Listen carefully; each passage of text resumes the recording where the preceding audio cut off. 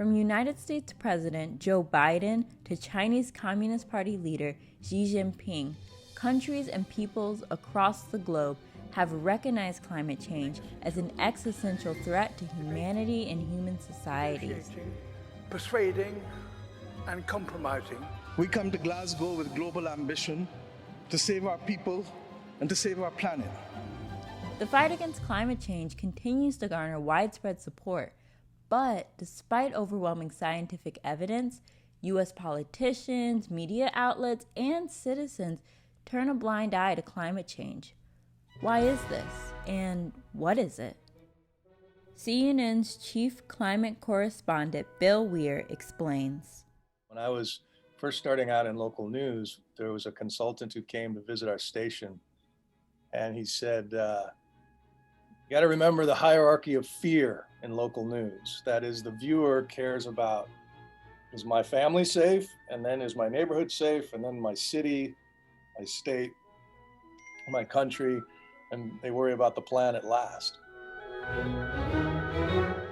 And there are a lot of different reasons for that. One is just how the human brain is wired. We think about threats differently because we evolved to, decide if the noise behind the bush was a snake or a friend, and we have these fight or flight instincts, and so we're always prioritizing something that is seemingly more pressing without thinking about long time frames and without any sense of appreciation, because we adapt so quickly to things. And so we're adjusting to these record-breaking events that are happening, and they're happening now so frequently and so fast that you almost become numb to them. You adjust to them.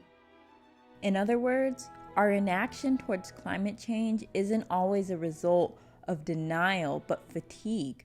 When we become numb to natural disasters, we might decide to tune them out and choose to focus on more digestible stories in the media instead. But what if someone is actively choosing to reject climate change science and facts? This is known as climate denial, and some media outlets, organizations, and politicians are guilty of this. Special interests, corporate interests, political interests that are aligned to stop the decarbonization of the US economy.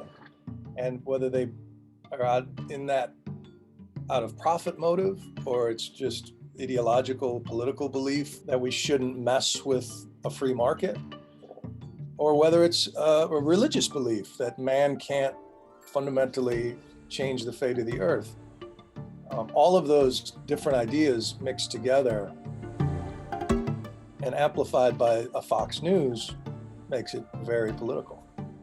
It's kind of like we're all smoking 2 packs a day, but people in Bangladesh are getting lung cancer. It's not fair. It's not fair generationally that the older people who put the most pollution into the sky don't have to deal with the ramifications, and you and younger generations will.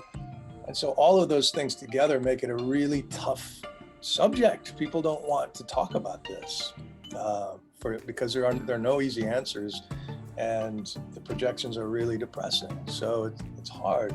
But I think that when people say, what's the one thing we can do? It's just this, it's talking about it. Today's conversation on sending a message to the Biden administration that we need to go bigger and bolder, and the answer is absolutely yeah.